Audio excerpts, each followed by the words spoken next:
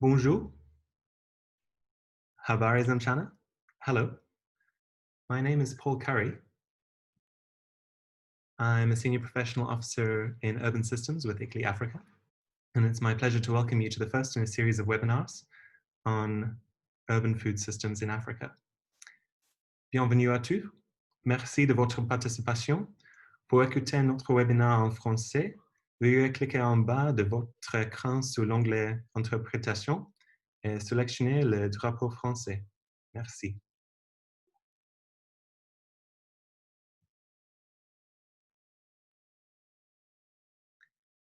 Before we begin, I would just like to remind you of our webinar protocols. The webinar will be recorded, and therefore, by participating, you are consenting to be recorded. When we enter periods of discussion, we hope you'll eagerly use the raise hand option in Zoom, and we hope that you'll share your video and unmute yourself for some discussion today. We also welcome fervent discussion in our chat boxes and for you to add questions throughout the presentations into the Q&A boxes. The value of this box is that you can upvote questions that you find interesting for our speakers to answer in our discussion period. So I'd like to begin by just sharing who's in the room. Next slide, please. So I think it's quite fitting that today is a nutrition, we can go back one, a nutrition webinar, and people have voiced enthusiasm about vegetables, fruits, as our main favorite fruits.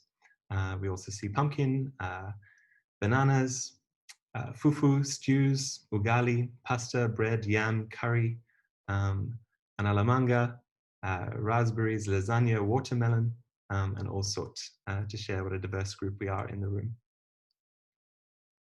From cities, we see a lot of colleagues from Cape Town, Pretoria, Lusaka, Harare, Yaoundé, Maputo, Abidjan, N'Djamena, Tshwane, Mawanga, Oslo, N'Djamena, Dakar.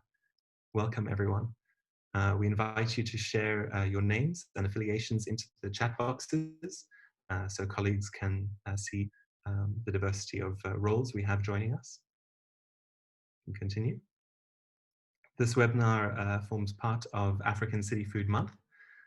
As people who have joined and are returning guests for our webinars, we have a month of activation throughout July, focusing on a number of different themes.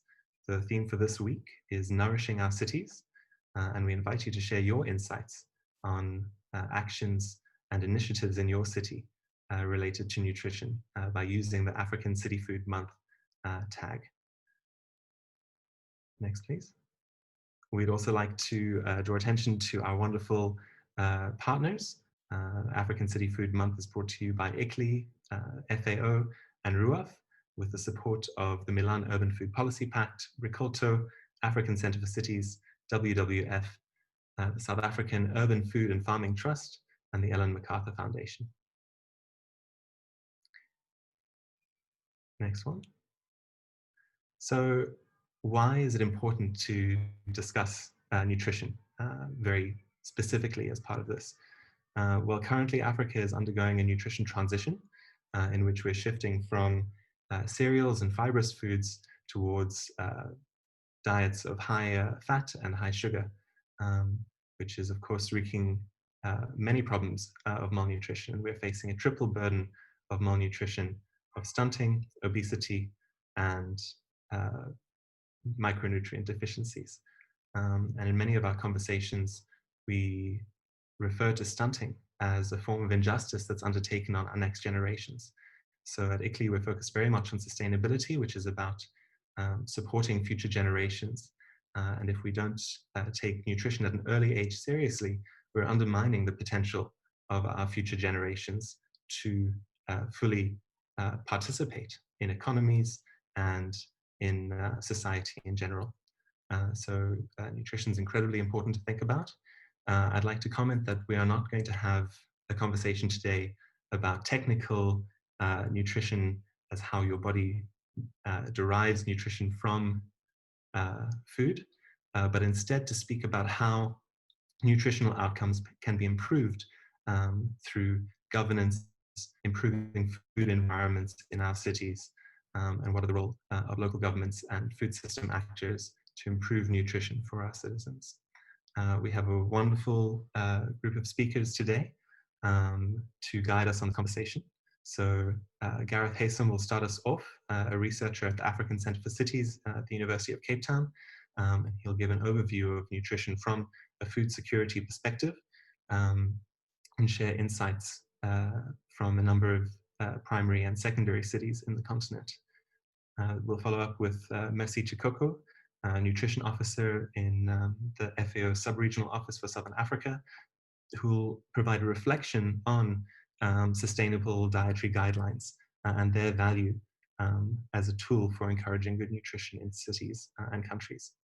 Will then be followed by a joint presentation by Stella Kimambo and Joyce Kinobo, both from Dar es Salaam, to reflect on how the urban food agenda, or a portion of it, is being implemented in Dar es Salaam, specifically on how food environments can contribute to good nutrition. We'll close with a reflection by Paul Opio, a researcher as part of the Kisumu Local Interaction Platform, to speak about his experiences along the same line in Kisumu. So without further ado, I think we can dive in. Please do share your questions as we proceed, and we'll follow up with a good session for discussion after our speakers. So Gareth Haysom, as I've said, is from the African Centre for Cities, and I think we'll have a great, insightful presentation. Please share your video and proceed, Gareth. So, thank you and greetings to everyone. Brian, if you can load the slide. So thank you. So I'm going to speak to the intersections between the nutrition outcomes in our urban system, and almost to push back at Paul's comment, I want to ask if the nutrition transition that he mentioned isn't being driven in many ways by how we're managing our urban transition and what that might be. So next slide, please. So I'm not going to speak to nutrition specifically, but our work is focused on food security and food insecurity in different African cities. And this is some new work that's just come out from the high-level panel of experts at the FAO. And on the right of your screen, you'll see this traditional food security definition. It's been around since the 1990s. But what has been so profound in this new work is that two further dimensions of food security have recently been added. One being sustainability, so looking at the long-term sort of questions around food security, but the other being agency. And I'm particularly interested in what I'm going to try and speak to today is how questions, not necessarily of availability, but questions of accessibility, utilization, which is primarily the way I understand the nutrition component, and agency intersect. Next slide, please. So this is just the cities I'll speak to very briefly. So 3 primary cities and 3 secondary cities. Next, please, right? So I'll speak to 2 survey components which we conducted in these different cities. One is the food and nutrition technical assistance work of FANTA, where we looked at food security and specifically speaking to the household food security access prevalence scale. And the other is a multidimensional poverty index measure where we used the Live Poverty Index. And really, I think for me, the point that I made earlier is how undernutrition, overnutrition, poor nutritional outcomes in cities are an increasing challenge. And I want to argue that in some literature and even some policies, nutrition is argued, and addressing nutrition is argued about improving education, changing how people might consume, but also about needing more exercise. And this forms part of earlier work on the sort of nutrition transition in cities, about how that influenced diets. And I want to really challenge that notion and say, how does the food system, the urban system, and nutrition interact in our cities and what that might mean? Next slide, please. So these are the 3 large cities in which we did some work, and these are surveys that span the entire city, so a sample of the whole city. And as you can see, for Nairobi, Maputo, and Cape Town, between 50% and a little bit more. So generally over half the population were found to be moderately or severely food insecure according to the household insecurity access prevalence scale. So a large amount of people who are really not getting the right kind of nutrition. And if you look at this, there's no wonder how in South Africa, so many people fell very fast and very far into hunger as soon as COVID hit and the regulations sort of imposed curtailments on how food was accessed. Next slide, please. So I want to dwell on this a little bit. So the Live Poverty Index asks the question, how often in the last year did you go without enough food to eat, enough clean water in your house, enough electricity in your home, enough fuel to cook your food, so differentiating between those and cash incomes. And the white bars are where people say never, but the black and gray bars are the frequency of how often people experience restricted access to all these. So you certainly see restricted access to food, but linked to that, you see restricted access to clean water as an example, to electricity, but also enough fuel to cook food. And so just also to point out that this survey was done before Cape Town experienced both the drought and load shedding. And so I would imagine that questions around clean water with the chokes and things like that have been implemented by government, and certainly electricity, Cape Town would track in equal measures as to where Maputo and Nairobi would be in this instance. Next slide, please. So as a result of these deficiencies, this is what often becomes a strategic choice in terms of what food is being prepared. Food that requires a minimum amount of fuel and can be cooked very quickly, but not just the way in which it's cooked, but also the food, what food is actually being prepared. And walking along many streets in African cities, you'll see this, or different variants of this being cooked in terms of fried food, etc. Next slide, please. And so just to delve a little bit into Cape Town and to just highlight a few other things, the figures I used were proportions across the entire city. Here I've disaggregated this by income quintiles, so 1 being the lowest income grouping and 5 being the highest. And we see not only how the high levels of food insecurity, but how this is so much more pronounced as a result of inequality. And so, the real challenges that communities face in the poorer neighborhoods, right, 1, 2, and 3 income quintiles here. But also what I want to highlight here is the Household Dietary Diversity Score, the HDDS, where this chooses 12 items, and so we see 6 as a proxy indicator of potential undernutrition or nutritional challenges, and how you see sort of a number of income quintiles being sort of on the border between 6 or even lower. The other indicator that we use here is the months of adequate household food provisioning. And here you see for the lowest income quintiles, almost 5 months where people are anxious about whether they're going to get food in the year, and others across the different incomes. And again, just to reiterate, these aren't linked to traditional agricultural hungry seasons, are very much more orientated towards the urban system and the urban context and how that might play out. So periods after December holidays, when people have returned from their rural homesteads, etc., all these things impact on how people are concerned about their access to food. Next slide, please. So this is our work that we did in secondary cities, so in Epworth, Kitwe, and Kisumu. And here you can see, if we focus on the household food insecurity access prevalence, across these cities, only 8% of people in Epworth were deemed to be food secure, 6% in Kitwe, and 20% in Kisumu, and very low levels of household dietary diversity. So again, real food and nutrition or food security challenges in these cities. Next slide, please. So what the next slide will speak to here is the multidimensional poverty index, the Live Poverty Index. And if one just looks and focuses at the sort of how often did you go without, where people respond never, almost none of those are above 50%. So across all these indicators, across the entire city, we are seeing people who have gone without a number of these key and essential kind of infrastructure and household related aspects that they might need in order to connect into how they prepare food. So, the energy required, the fuel, etc., as mentioned. Next slide, please.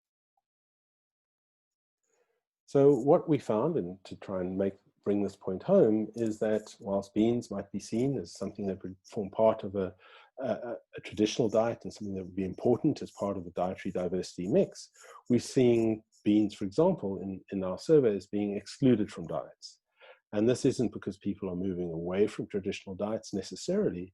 What we're finding is it's not the cost of the beans that are turning people away from this. It's the cost of fuel to cook the beans and anxiety about the water quality to soak the beans overnight. And so in Epworth, as an example, we saw traders pre-cooking beans and then freezing them in smaller components. And so this sort of response to the infrastructure deficiencies and the concerns around infrastructure and how those are impacting on what foods are being bought, what choices are being made, is something that I think we need to consider far more deeply. Next slide, please.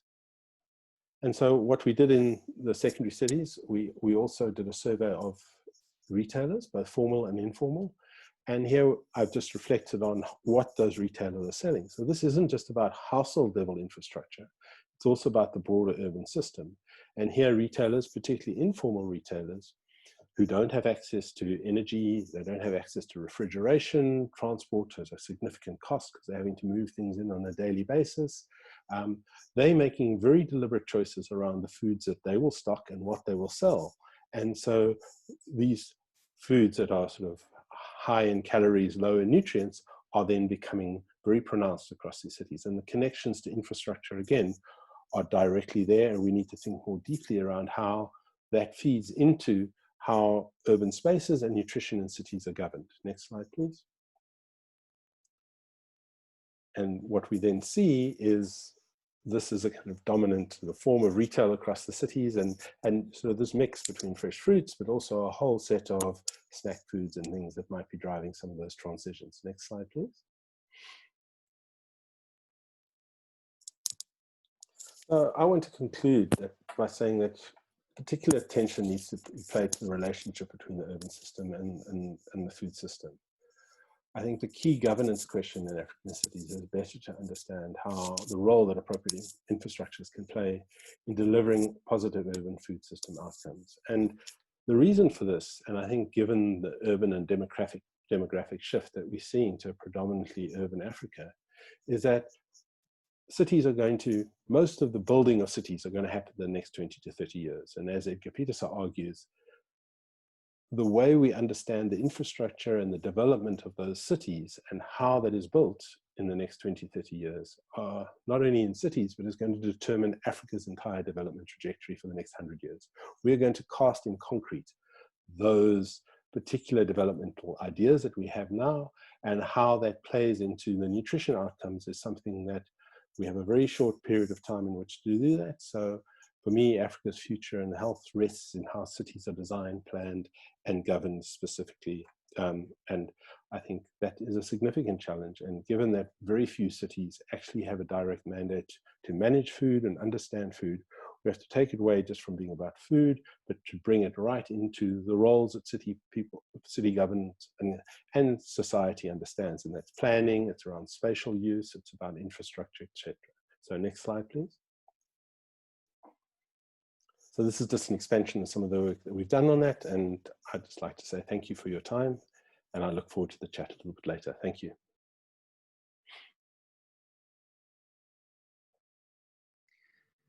Thank you so much, Gareth.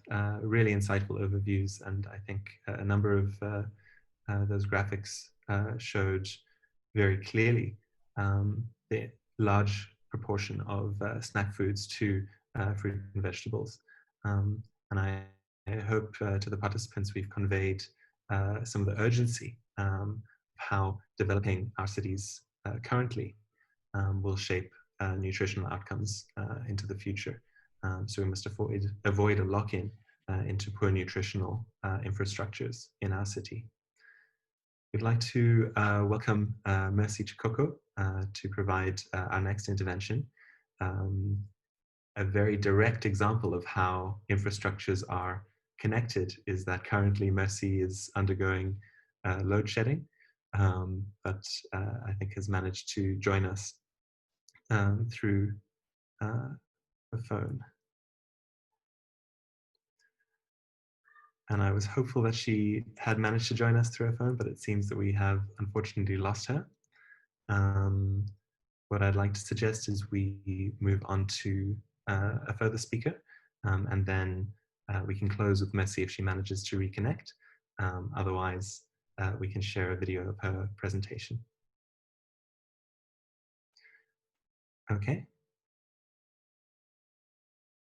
Ryan, can you please share screen again? And we'll proceed with Stella and Joyce from Tanzania.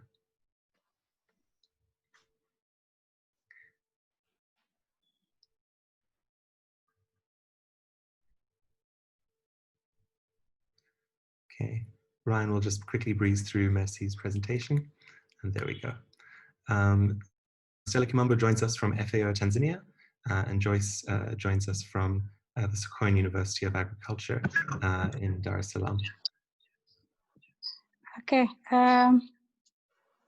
Sorry, I got off a bit, so now I'm connecting with my microphone. Sorry.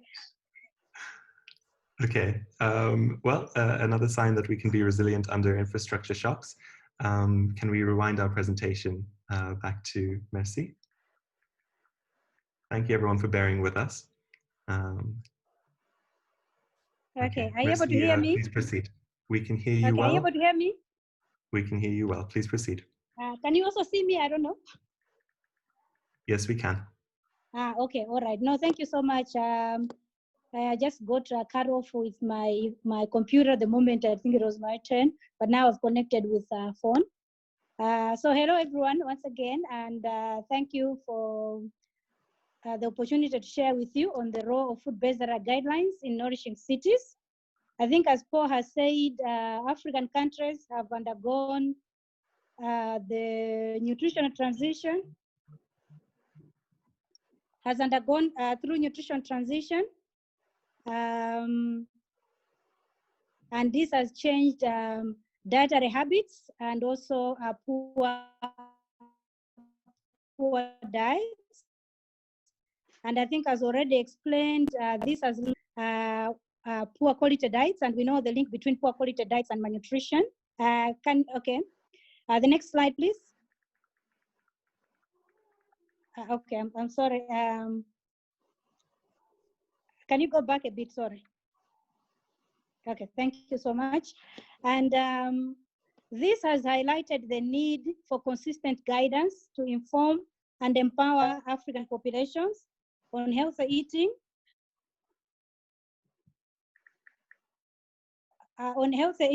and this has this can be done through the development of food-based guidelines. Next slide, please.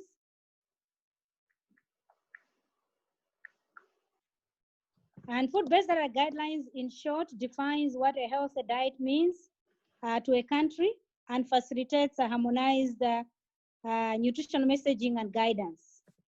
And the map seen here shows the status of food-based guidelines in Africa in color codes. 7 in green have developed food-based guidelines by 2018. And the past 2 years, FAO has supported 9 countries to develop FBDGs, and will be supporting 2 more in the next coming years. Next slide, please. What is a healthy diet and what is a sustainable diet? This will briefly be answered using the next slide. So FBDGs promote sustainable healthy diets, and sustainable healthy diets are based on a great variety of processed or minimally processed food and balanced across all food groups while restricting highly processed foods and drinks. They also encourage more plant-based diets, such as whole grains, legumes, nuts, and an abundance of a variety of fruits and vegetables. They can also include moderate amounts of animal source foods, such as eggs, dairy, poultry, and fish. And we are aware that the negative consequences, both environmental and health-wise, of red meat. So red meat, small amounts of red meat can be consumed, but just small amounts because of these impacts. And also they focus on reducing, limiting foods high in fat, salt, as well as sugars, as well as highly processed foods. The other explicit focus on environmental sustainability and other elements are listed on this slide, but I'm not going to details. And also you can refer to the FAO Sustainable Healthy Diets document that I projected earlier in my presentation. Next slide, please. And now I would like to ask to focus on the 3 dimensions on the food-based data guidelines and how they support healthy diets in urban areas. As indicated earlier on, FBDGs help to empower individuals to make healthy food choices. They also make use of diet modeling to recommend food combinations at a minimum cost as much as possible. As the previous presenters explained, cost sometimes it can affect the dietary choices. And again, since FBDGs define what a healthy diet means to a country based on scientific guidance. I'm sure you have all experienced or seen the different and even sometimes conflicting nutritional messaging out there. But FBDGs shape the food environment, I think as already explained by the 2 previous presenters. And these can either facilitate or hinder better eating. For instance, by setting standards of food offered in the public settings, such as schools, workplaces, restaurants, and prisons. And an example in South Africa would be the Department of Education using food-based guidelines for their school meals. And I think Professor Joyce and Stella will be sharing again their Tanzania experience on urban street vendors demonstrating a food environment. And lastly, policies and programs.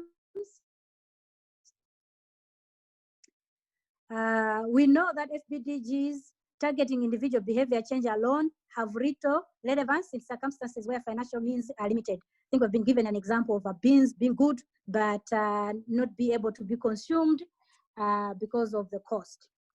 So hence the Milan Urban Food Policy Pact actions comes into play. Action number 6 on the pact, cities commit to promote sustainable diets, while action 9, cities commit to develop sustainable dietary guidelines to inform consumers and city planners, and action 8, to address poor diets, obesity, and related non-communicable diseases. So Pro-Poor City bylaws facilitates access to affordable healthy diets and lifestyles. And such actions can include bylaws of urban agriculture, shortening the distance of food system from farm to fork, as well as Pro-Poor social protection policies. The last slide, please. We will be able to nourish our cities through sustainable dietary guidelines within these 3 dimensions to inform and empower the urban consumer, as well as to guide the city planners, and coupled with enabling food environment and policies and programs. Thank you for your attention, and thank you that at least we managed to find an alternative way of doing the presentation given the power cuts we're experiencing here. Thank you all. Thank you so much, Messi. Thank you for making this work on your side. We do hope you'll be able to stay connected in time for some discussion, as I know there are a number of questions in my mind, and I'm sure our participants can share some questions going forward in the Q&A. The Sustainable Dietary Guidelines are one excellent tool for properly outlining how people can think about nutrition more directly. And I think what's very valuable about Mercy's presentation are those 3 levers of behavior change, food environments, and policies. So I hope we can return to that in our discussion. I'd now like to invite Stella and Joyce, who I half introduced, to present from FAO Tanzania, and Joyce Kinobo joins us from Sokoine University of Agriculture in Dar es Salaam. Please join us and share your insights. Thank you very much, Paul. As I start, I would like to take this opportunity to acknowledge the work of colleagues who have contributed for organizing this event. In addition, I acknowledge the work of colleagues who designed the FAO framework for urban food agenda. Today I would like to provide a quick overview of the FAO framework for urban food agenda, with focusing on cooperative strategies aiming at delivering food system action at local level. Yeah, Professor Kinabo from Sokoine University will take us through the cast number 5 of the framework with focus on food and green environment implemented in Dar es Salaam region. As you can see on this slide, we have both challenges and opportunities as regard to food and the urbanization. On the challenges side, 60% of primary energy demand stems from cities, and 30% of all green gases emissions stem from food production and distribution. And 8%, as you can see, 80% of urban dwellers are exposed to air quality levels that exceed WHO limits. On the positive sides, we can see the fastest growing urban centers. There is opportunity for job with regard to food for street food vendors. In Tanzania, population is increasing steadily from 25 million to 55 million in 2016, and expected to increase up to 79 million people in 2030. Dar es Salaam, as one of the commercial cities, we can see now population is growing very fast at the rate of 5.8, greater than the normal annual average of 2.7%. The city has experienced an increase in population of almost doubling its population from 2.5 million inhabitants in 2002 to 4.4 million. So addressing urban challenges will therefore contribute not just to achieve sustainable development goals, but a range of sustainable development goals. The new urban agenda recognizes that without addressing food system, sustainable urban and territorial development cannot be achieved. The Milan, as Ms.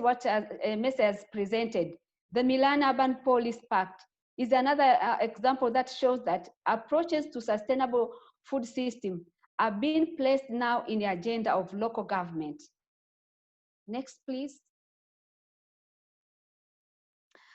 Before turning to the framework itself, it is important to note that FAO has been supporting elements of urban food agenda for a number of decades. But it is the last few years that we have seen a real scaling up of FAO work on the urban food agenda. This framework addresses the 2030 agenda by building on 4 guiding principles which are articulated in the framework document. The rural urban signage, social inclusion and equity, resilience and sustainability, and the 4th one is food system. The guiding principle also guided the identification of 7 comprehensive areas of support, which together form an approach in which FAO with partners assist government to implement urban food agenda. As you can see, the first approach is enable comprehensive policy environment through improved law regulation, governance, and empowerment institutions of both national and local level. The second approach is execute action according to the context, specific, realistic, delivered through, for example, shorter supply chain and inclusive public procurement that can be addressed in case number 3, innovative and sustainable agro-food business across small town in case number 4, and health environment and improved access to green space for health cities in case number 5. As you can see, this will be presented what have been done in Dar es Salaam. And this comprehensive level of support number 6 is based on waste reduction through circulation bioeconomy. The third approach is expanding good practices through the exchange of information and improve capacity of scaling up action. The 7th case draw and supportive delivery through all 5 of FAO strategic program. Now, it's my pleasure to welcome Professor Joyce Kinabo to proceed with the next slide and give some concrete examples related to case number 5 on integrating food and green environment into urban planning. Welcome, Professor Joyce. Thank you.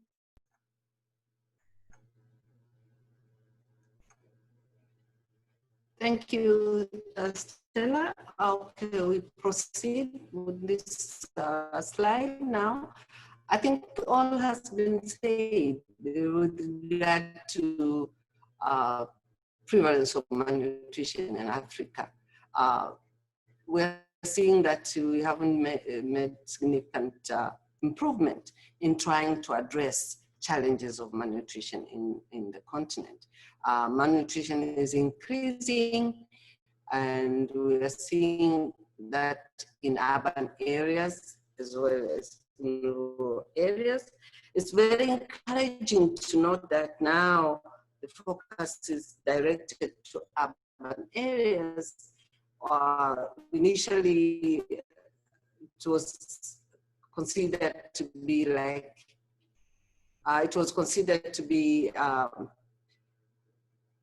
not an area where we need to focus in terms of nutrition interventions.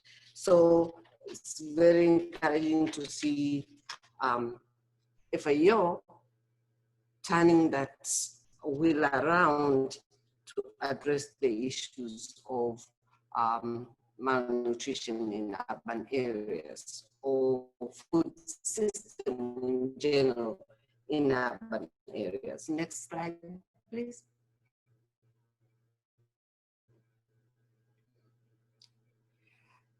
And it has already been mentioned as to why we want to focus our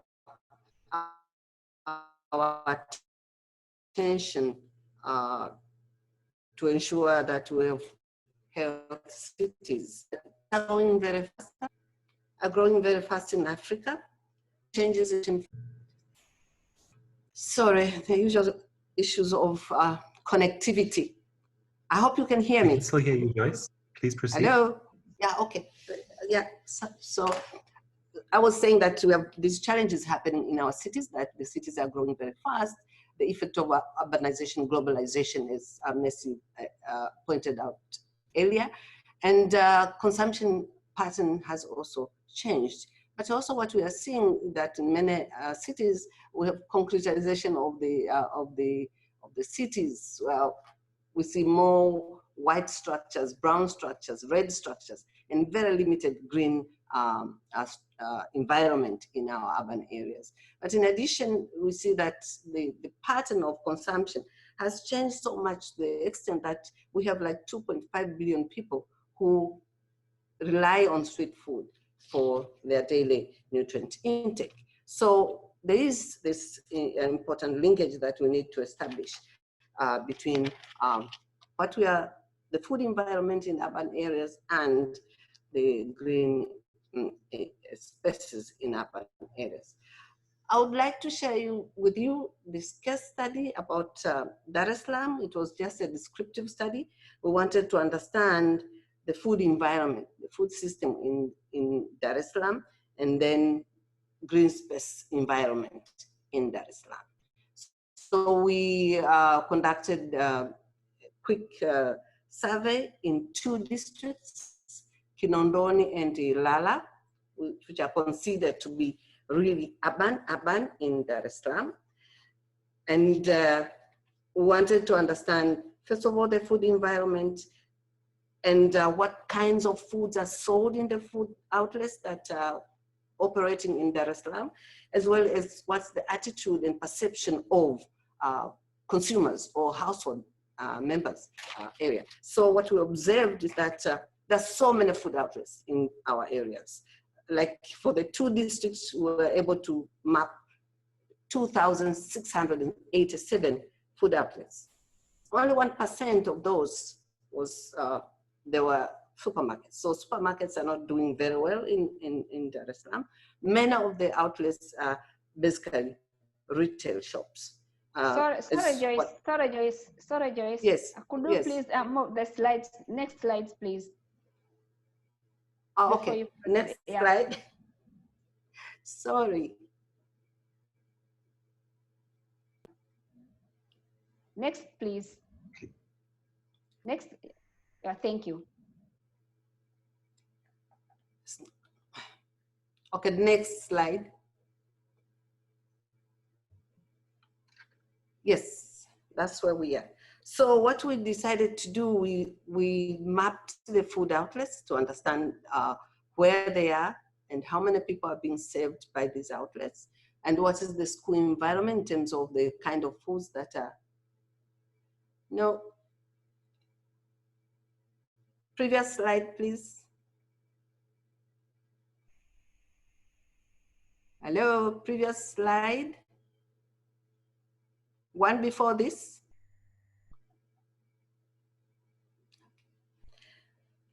Okay, so yes.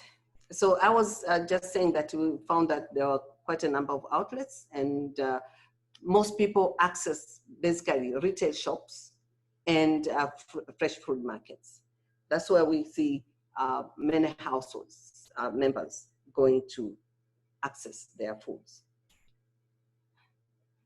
Next slide, please. Next slide. But we also observed that most of the foods that are sold in these retail shops are basically ultra processed. High proportion of ultra processed foods are found in these outlets. And in that case, there's high exposure of consumers to ultra processed foods, including children. With regard to green spaces, what we observed is that green spaces are mainly found in the peri-urban areas. And the urban areas are really devoid or limited of all the extent of greenish in the areas. And most of the green areas that we mapped were basically vegetable gardens, representing about 47% of that. And then we have forestry as well as recreational areas. Next slide.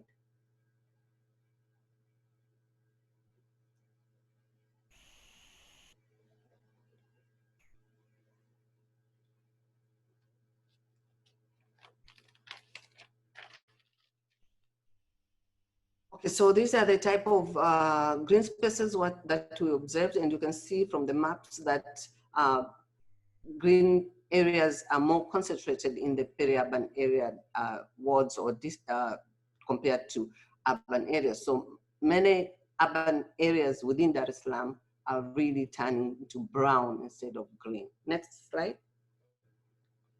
So what are the issues that we think should be addressed going forward with the integration of green spaces and food outlets?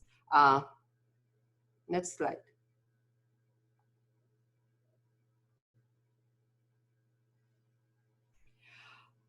The main issues is about governance. This is what we observed in Dar es Salaam. There's poor coordination and integration among sectors, the food sector, agriculture sector, or any other sector. The local government authority itself is poorly coordinated in terms of looking at what should be done as far as food environment or green spaces concerned. And then there's limited collective understanding of the concept of food system and green environment. This has to be clearly defined, because it's not yet adequately defined for all stakeholders to be able to understand and see what they can contribute to ensuring that we have health cities. And then limited focus on food outlets in city and town plans.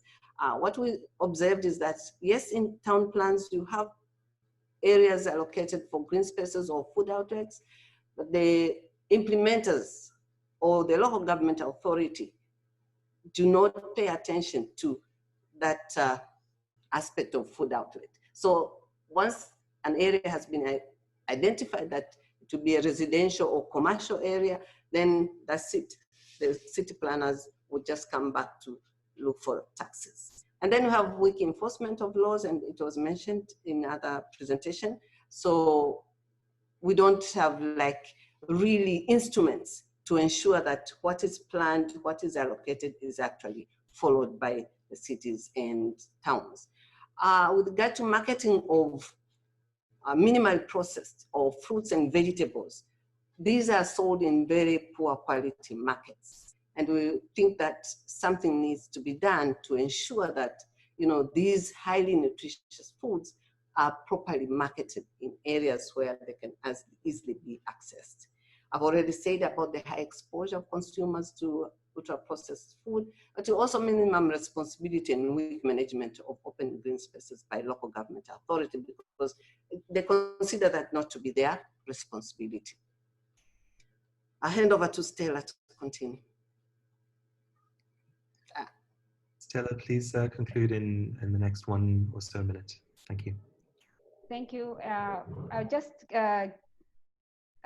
give a summary of activities which was implemented in Dar es Salaam through Advancing Health Street Food Incentive Project, targeting street food vendors in Tanzania. Next slide, please. The main objective is focusing on nutritional balance and food safety, also supporting street food vendors with national IDs. We've done several activities, studies, designing brochures and video clips.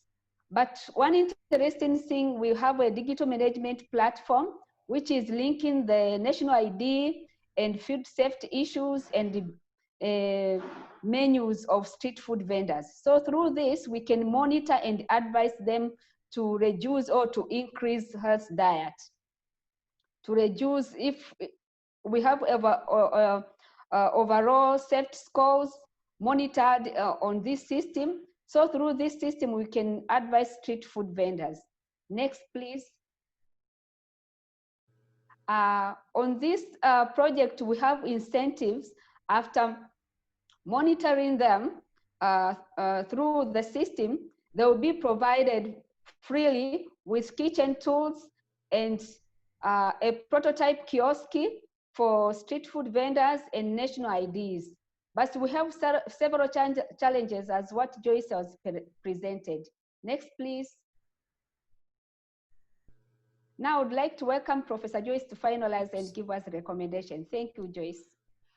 Quickly, I'll go through the recommendations, but not all of them. I think there are quite few that we have seen are the issues in these areas. Local governance mechanisms have to be strengthened so that everybody participates.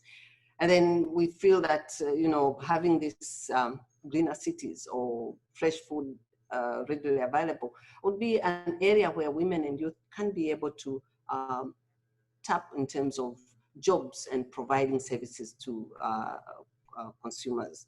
But also we are saying, okay, we have seen like in Tanzania, there's much emphasis that in every ward, there must be a school, there must be a dispensary, but we feel that, okay, same force and same emphasis should be put into ensuring that at every ward we have a food market that is really operating and of good quality so that people can be able to access food very easily. So if we do that, then the issues of dispensaries will probably go down. So let's see if this can be really something to take on board or moving forward, but also awareness. The city planners and all people concerned about the entire system in urban areas with regard to food, I think should be made aware of what is happening and see if they can be able to internalize and include that in their plans and activities. Next slide.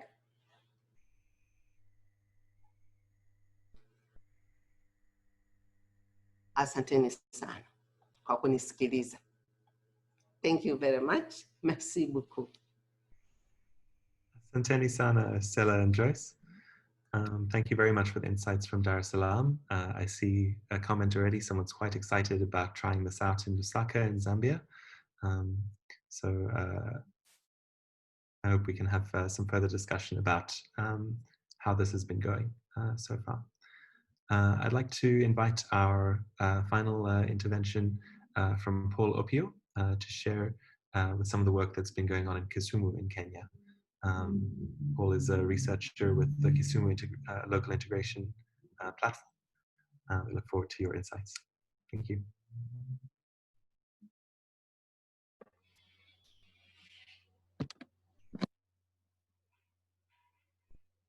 Hello, everyone. I just wanted to take a few minutes to give some highlights on the urban food environment in Kisumu. This is based on, I'll be drawing from work that we've done in 2 projects that we did in partnership with the African Center for Cities, that is the Consuming Urban Poverty Project and the ongoing Nourishing Spaces project. Now, as you can see in the slide, it summarizes actually the food environment in Kisumu. You can see at the background, there is a large billboard advertising some noodles, and it says in Swahili, chakula cha kusisimua, which translates to food that invigorates, or yeah, I think that's the nearest translation I could get. Highly processed foods as such are being advertised, and they're being promoted, and their consumption is really going up. At the foreground, you can see informal traders selling various food items on the streets. So the food environment is actually summarizing that. Lots and lots of informal traders trying to sell fresh produce, and they are often at loggerheads with the city authorities because of the areas they trade in, while processed foods are really growing very fast. The consumption of them is really increasing because of the way they are marketed in Kisumu. Next slide. Just to give a brief background, Kisumu is the 3rd largest city in Kenya, a population of about 500,000 people. The population is fast growing and is mostly youthful, and employment is, there are very high levels of unemployment. Actually, in the survey that we did in 2016, we found that 31% of household members aged 20 years and above or older were unemployed. And even for those who are employed, a good proportion of them were employed in the informal sector. In terms of the residences, we found that more than 60% of the population reside in informal settlements, of course deprived of most of the essential urban infrastructure. We found out also that the daily food requirements of most of the residents are obtained by informal traders. In fact, we found that 75% of the residents of Kisumu get their food from informal traders on a day-to-day basis. So, and these are the same traders who are often at loggerheads with the city authorities because they are seen as illegal or trading in undesignated places or as unhygienic or unsanitary. Next slide. Now, looking at the nutritional status, I am not going to look at it from the technical nutrition side, but I look at it from the food security understanding. I picked a measure, that is the household food insecurity access prevalence scale, one of the FANTA tools, and we found that using that tool in our survey, we found that there's a high prevalence of food insecurity. For example, I can say up to 45% was severely food insecure, and slightly more than 26% were moderately food insecure. So in total, about 71% people can be classified as food insecure using that measure. In terms of that household dietary diversity score, in the survey that was done in 2016, we found out that they are very high.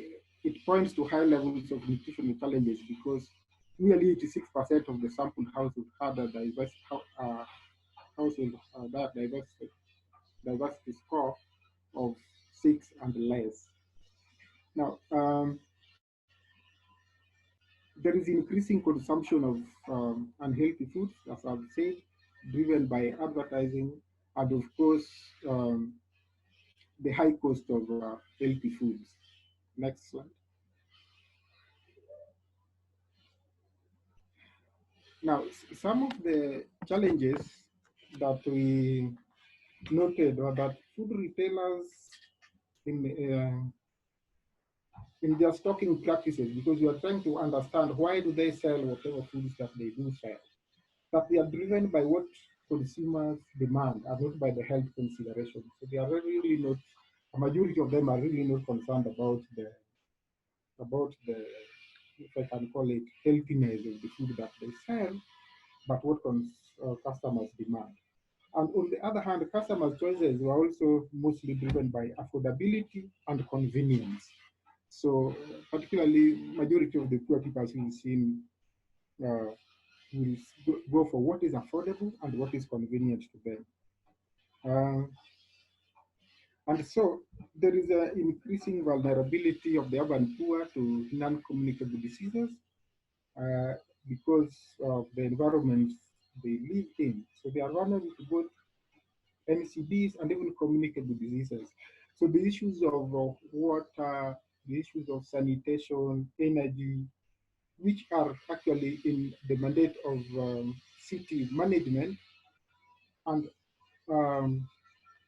majority of the residents are deprived of this, and this impacts on their food and nutritional status.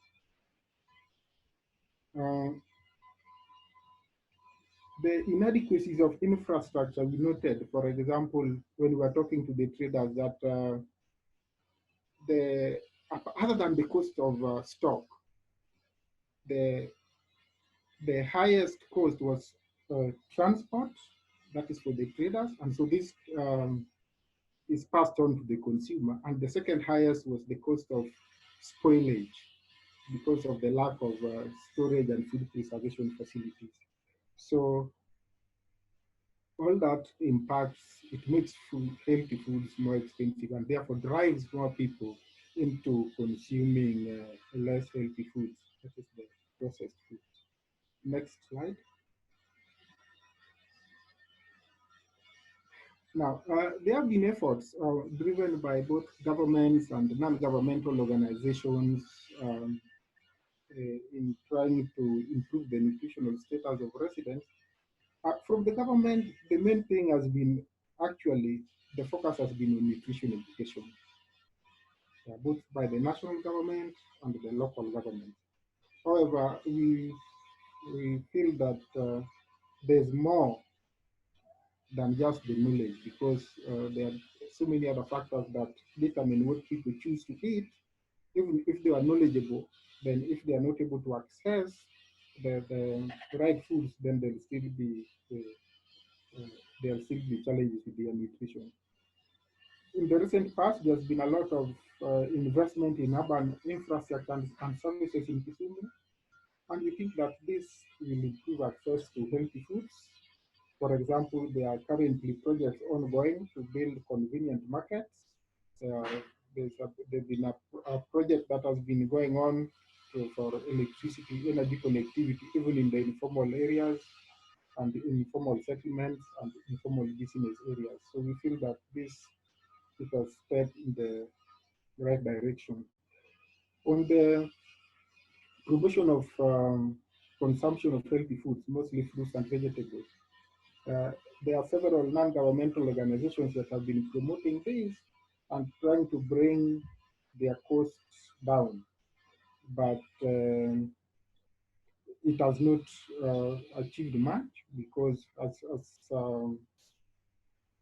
as we found out, most of the food that is consumed in Kisumu is brought in from areas far off. So there have been several attempts to improve production in the neighborhood, but the results have not yielded so much. But it is good to, and I'm happy to inform you that currently Kisumu is in the process of developing a detailed spatial plan for the extended areas of the city. And we have been involved in this process, and we were trying to bring to the fore issues of food and nutritional security. And I can say that because of the evidence that we've gathered over the last 4 years, they've been able to listen to us. And so food is actually currently in the agenda of the city level plan. So like in the current plan that is being developed, mixed land use is proposed for both the informal settlements that are in transition to include both commercial and residential premises, and to support food retailers to develop food retail outlets that comply with hygiene and safety standards within the residential areas and along the transport routes, just to make food, healthy foods more accessible to the residents. That is the end of my presentation. Thank you so much for listening to me. Thank you so much, Paul, for your insights in Kisumu. I would like to invite all of our speakers to turn on their videos and we move into a discussion. And then I would like to invite participants to try and make this more conversational. If you can use the raise hand function on Zoom, you can do that by going to your Zoom panel by clicking participants and clicking finding your name and raising your hand there. Great, we have our first question. That was nice and quick. Saliu Diallo, please share your video or unmute and share your question.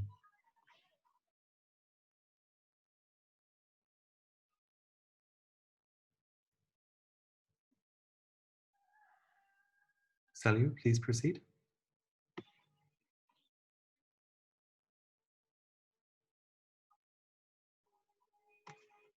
Allô, bonjour.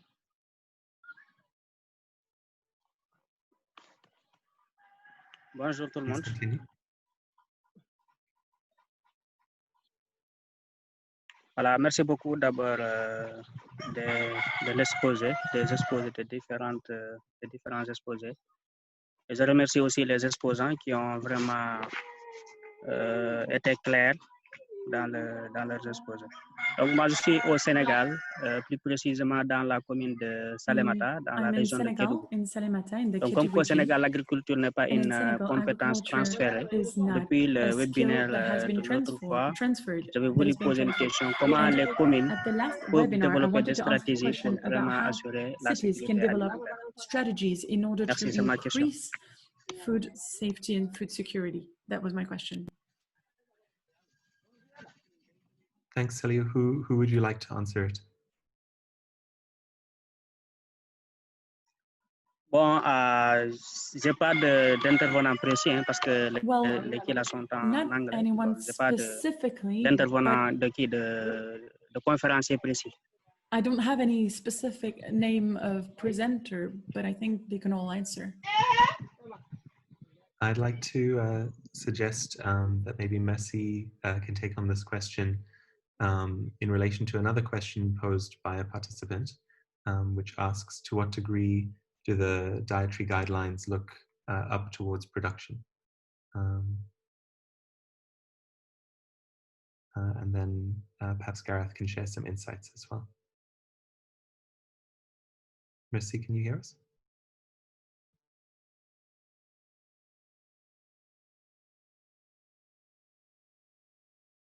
I said there's no signal downstairs. Je vous entends. Je vous entends. Hello? Mercy, did you hear the question? Je vous entends. Hein? We'll come back to you. Gareth, will you take a stab at the question asking about food safety as a component of developing food infrastructures in cities? So yeah, it's I mean, I think for me the key point around food safety is one of an absent attention to the food system in cities. I think we see an assumption that supermarkets are going to be the ones that will provide safe and healthy and nutritious food. And in many ways, we sort of demonize the informal economy in that sense. But I think that lets city governments and others off the hook a little bit too much. I think it's around, there needs to be this greater attention, and we need to see a diverse food system where informal and formal all sit together.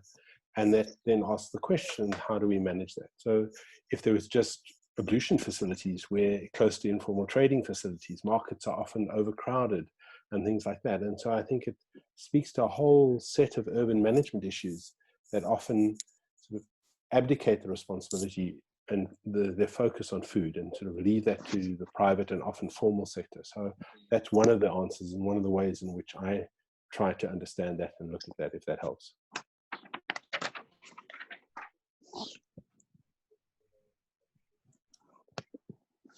Thanks very much for the insights.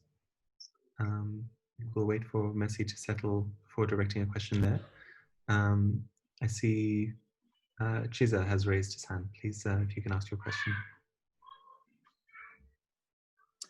Hi, can you hear me? Yeah, please proceed. Okay, thanks. Thank you very much to Dr. Haysom and the rest of the presenters, including my friend Joyce, Professor Joyce from University of Sokoina. My question is related to the issues that you were raised during Inese's presentation. She had indicated people's behavior in the food-based dietary guidelines as one of the components, or I should say dimensions of food-based dietary guidelines. Now, in the foods for the city or the African city foods, are there, like, say, objectives in one of the research groups where you're focusing on how people behave towards foods? Because we do have certain foods which are not necessarily expensive even in the cities, quite nutritious foods, but people just opt to go for these energy dense foods. So the question is, are you also addressing this concept of behavior, or do you have data to that effect? So we can already begin to think about finding strategies to address those behaviors while we are thinking that maybe the actual availability of food is a problem. Are we also looking at our behaviors as city dwellers as being part of the problems towards how we eat? Thank you very much. Thank you. Who would you like to direct that question to? Either Dr. Gareth or Professor Kinabo.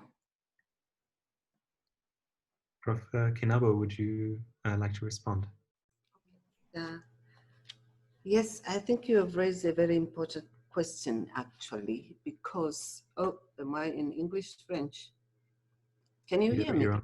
Am Yes, I you're speaking in French? Proceed. Okay. You have raised a very important issue here. The psychology of eating is very, very complicated. So in this study, we attempted to understand attitude and perception of people as to why they go to one outlet and not other outlet. Why do they buy certain foods and not other foods? It's very tricky to really come out with the evidence-based kind of information. But it's an area that really we need to focus our attention in whatever studies we plan to do so that we can understand this psychology of consumers, especially for the food items that buying a cloth is not a big issue, but when it comes to buying food, there's a lot of decision making that has to go into that process to ensure that one accesses a reasonable amount of food that is nutritious. So basically, we need to empower people with information, more information to enable them to make right decision when it comes to buying food. There are so many things that we don't understand at the moment. And generations have changed. If we empowered previous generations, the current generation is not empowered that information and exposed to all these different types of foods. So I think it's an area that we need to focus our attention to. Okay, thanks. Thank you. Thank you for that insight. And I like the term, the psychology of food. And I think that's very important to consider.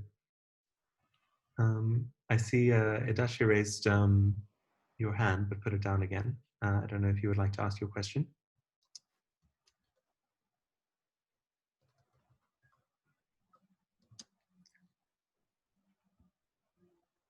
Please proceed, Edashi.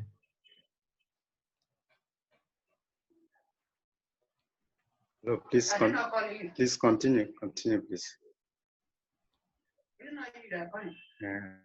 I was having a network issue trying to connect. Okay. Sorry, I had lost connectivity. I think there was a question in French. Was it responded to? It was responded to. Okay, all right. We'll return, I think, to you with a question in a moment. I'd like to pose one then to Paul Opio. You had mentioned an intervention in your presentation on trying to make fruit and vegetables more affordable for vendors. What are the mechanisms that you see that can be used to do that, either by local government or by informal vendors?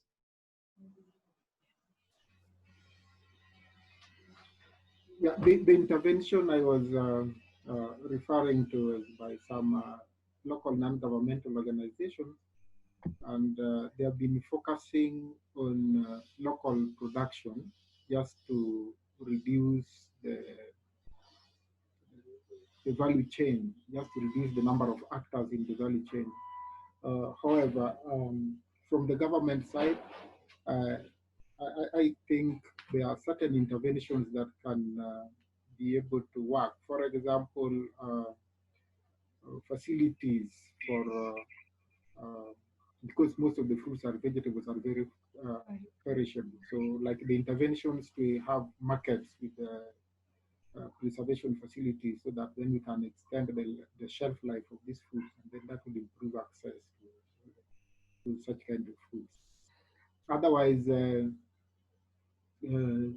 is a challenge because currently, as we speak, people go for those energy dense foods simply because of the cost of the fresh foods. Thanks for the insight. Gareth, I had a follow-up. Please. Can I ask Pio a question regarding his presentation?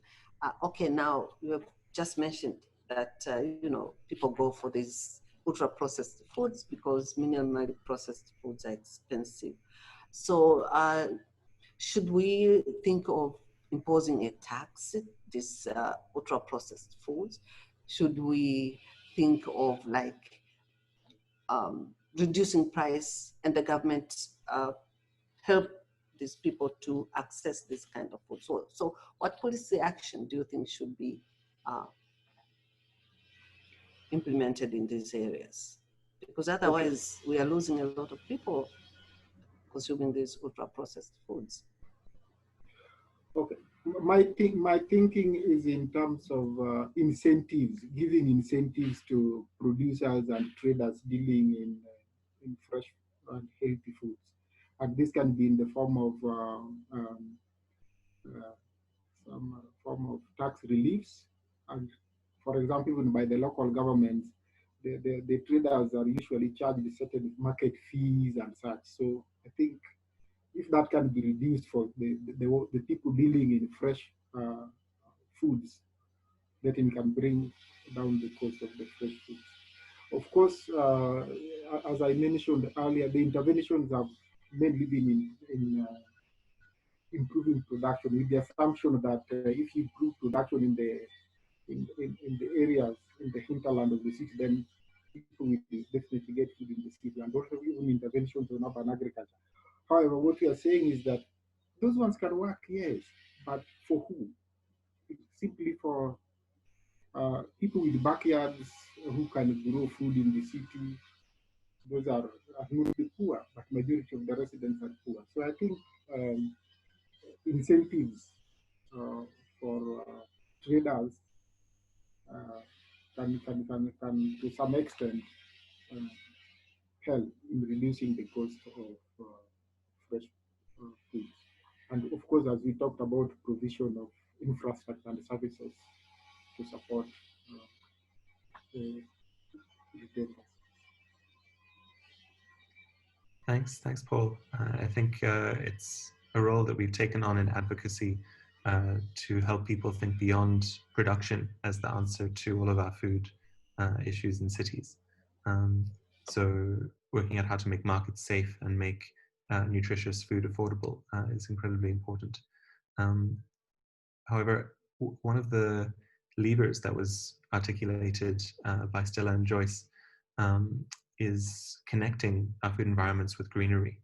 And I wonder if, Stella, you might be able to reflect on how that's being done in Dar es Salaam. Is there a turn towards urban agriculture? And otherwise, how are you connecting green space, particularly with a retail environment? We've also had a question, if you can share insights on the prototype for the vending kiosk.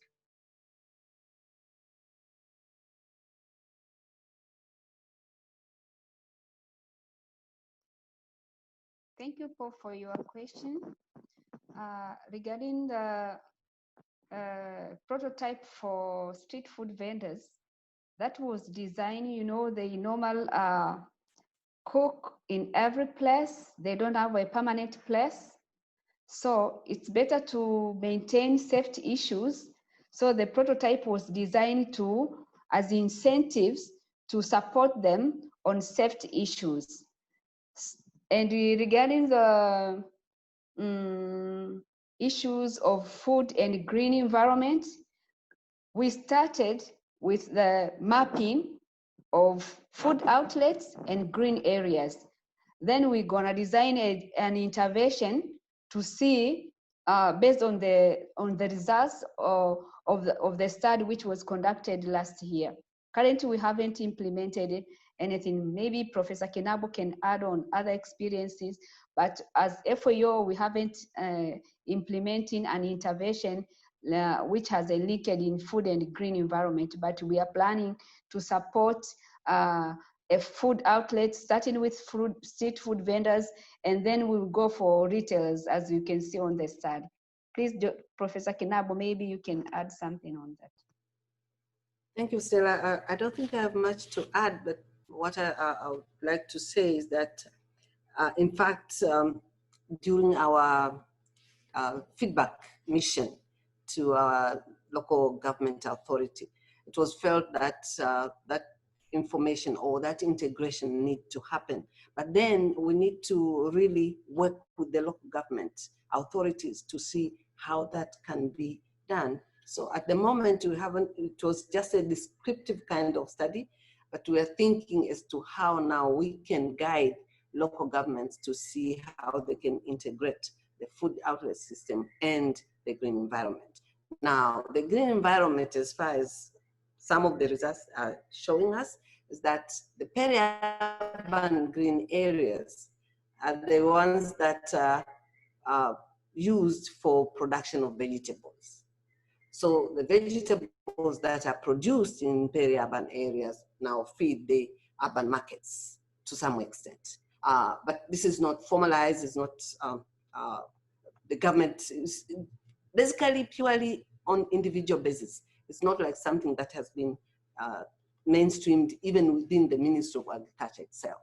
So it's something that is happening due to individuals' creativity, initiative to use the market that is existing in urban areas. So what we recommended in our report is that we want to see more greenery, like having trees, and not just ornamental trees, but fruit trees being planted along the streets, so that, you know, people can access fruits much easier than how it is happening now. Thank you. Thanks very much. I wanted to remain on the theme of nature briefly before we turn to Mercy for a question. Gareth, someone asked, what is the role of nature-based solutions in shaping these infrastructures that we're looking for, you know, or green and blue infrastructures?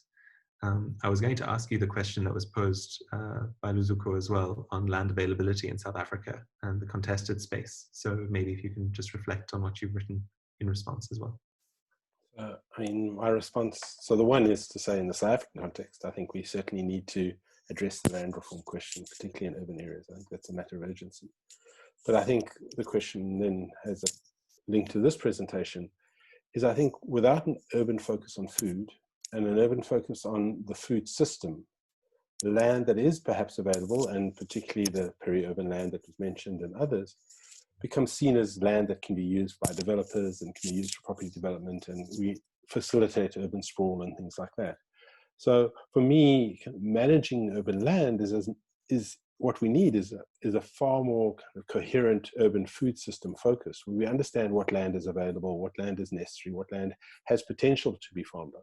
But I think for me, most importantly, and here I'm speaking of the Cape Town context and others, is that for many cities, urban farming is not the option. If we speak of cities in dry areas and things like that, or cities like Cape Town that are so prone to drought. So where there is land that might sit on an aquifer or something like that, like Tamale or elsewhere, then it needs to be embedded in that. But we also need to know what limitations there might be in terms of that. So for me, this speaks to a far broader understanding of the urban food system and a focus on food in cities, and how that then speaks to both land, but speaks to a whole set of other urban management questions. So rather roundabout way of answering what I said in my presentation, but I think it's just really around this far greater focus on the food in the urban area and how that relates to a specific context, a specific city type, and a whole set of other considerations.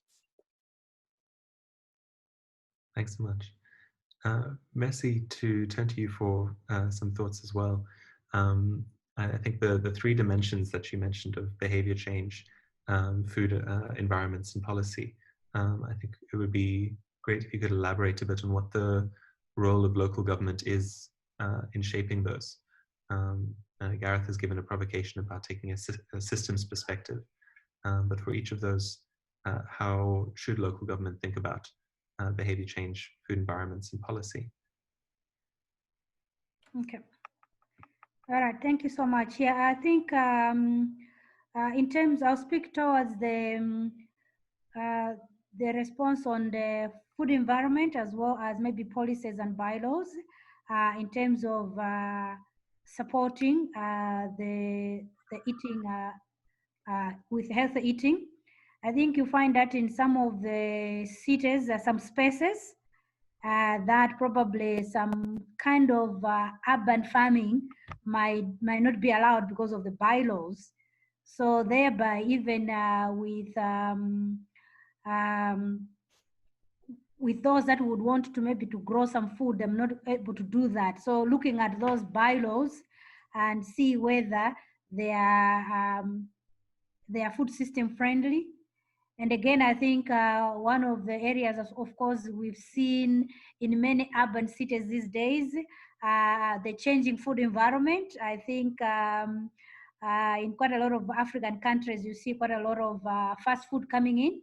That's also something that probably the city can have a way in. And I think one of the things that I'm really glad about is that the Milan Food Pact has those elements already that cities are supposed to commit to support the urban food system and to support sustainable diets, as well as even provide food-based data guidelines to support their consumers.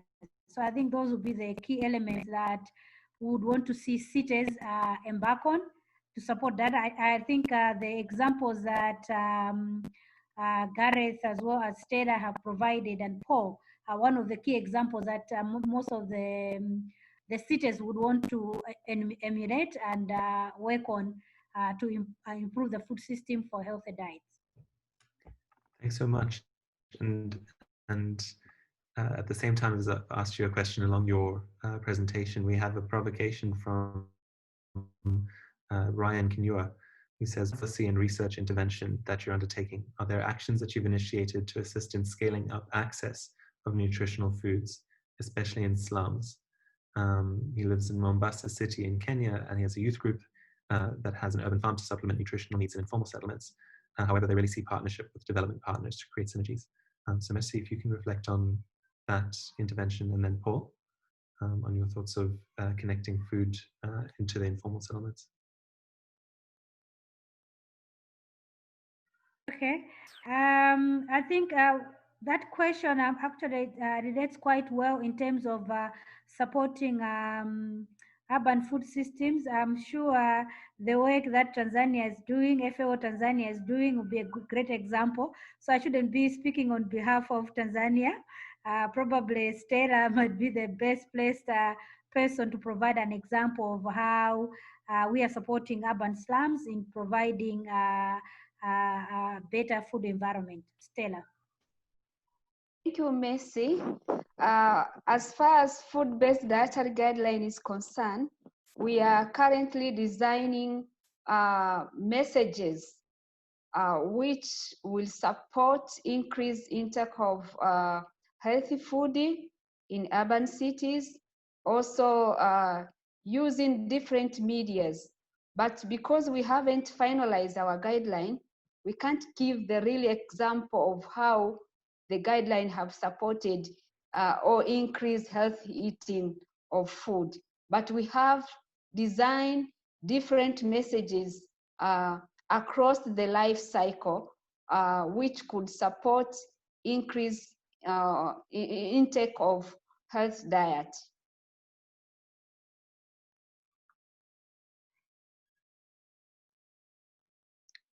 Paul, do you have a reflection on that? Yeah, I'm not very sure of what's going on in Mombasa, but in Kisumu, I've seen in informal settlements some forms of urban agriculture being promoted mostly by non-governmental organizations, using some simple technologies, trying to grow even fruits on the balconies or at the veranda of their small dwellings. However, in our research in Kisumu, we were finding out when we were trying to find out what are the limitations with this kind of farming, because of course they have been promoted as helping in improving the nutritional status of the residents. But the challenges were various, and some of them, for example, issues of insecurity. Residents saying that when I try to grow some of the food here, then it will be stolen. There are also issues of hygiene because of the environments people live in informal settlements. That some people will just throw waste or dirty water or that kind of thing with my vegetables.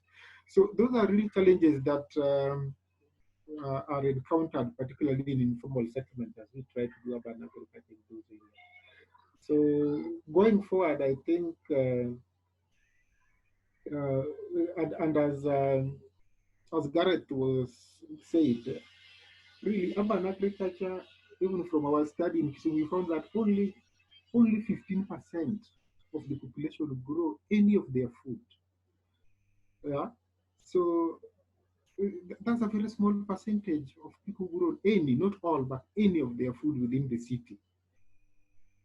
So whereas for me, I think the issue is in the market system, looking at the food system as part of the entire urban system, and so that we can find ways of promoting access, not necessarily from growing, but even from trade, so that we can facilitate the food retailers. If I can give the example of just a recent issue related to what we are doing, and then to COVID-19, the supermarkets were classified as essential service providers, and they were allowed to operate even during the curfew hours.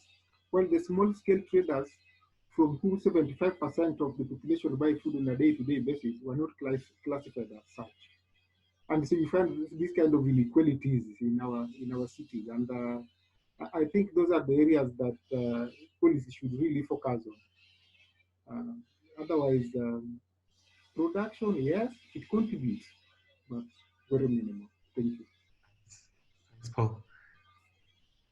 Thank you very much to our speakers for the insights. And I think even as we argue, that urban agriculture is not going to be the way to achieve full nutritional outcomes, we find ourselves drawn to that because it's visually quite appealing and can offer some additional green and aesthetic to our city. So I do appreciate that we need to take a systems approach to this. We have to call the webinar to a close. And so I'd just like to extend a great round of thanks to our speakers for joining us, as well as to our attendees for very direct and interesting questions. I would like to draw everyone's attention to an event coming up on the 27th of July. You are now able to register for the Cape Town Food Dialogues, which the organizers are hoping to take a bit more broad through the next few years. So all perspectives are welcome here. I'd also like to share the coming up webinars for African City Food Month. We're currently in the week of nutrition, so I do request you to share your insights using the hashtag African City Food Month. Next week, we're going to explore food and the circular economy. So with our partners, the Ellen MacArthur Foundation, how can we make our linear food systems a bit more circular? And the following week, we'll look into how youth and women-led small businesses can improve local food systems before we sign off the month with a reflection on the future of our food systems. We thought it would be interesting to end this webinar in a slightly different way. I realize we've got a teeny bit over time now. As part of the discussion on nutrition, we have had a few conversations about indigenous vegetables and the value that they can offer both to nutrition in cities, but also understanding food as an incredibly cultural connector and way to excite people about their own food cultures. So we'd like to share a series of artworks produced by a colleague as part of an intervention on indigenous foods. And I hope that you'll take some time to meditate with us as this proceeds. Thank you very much for participating, and please do share any questions via email. When the video ends, the broadcast will conclude as well.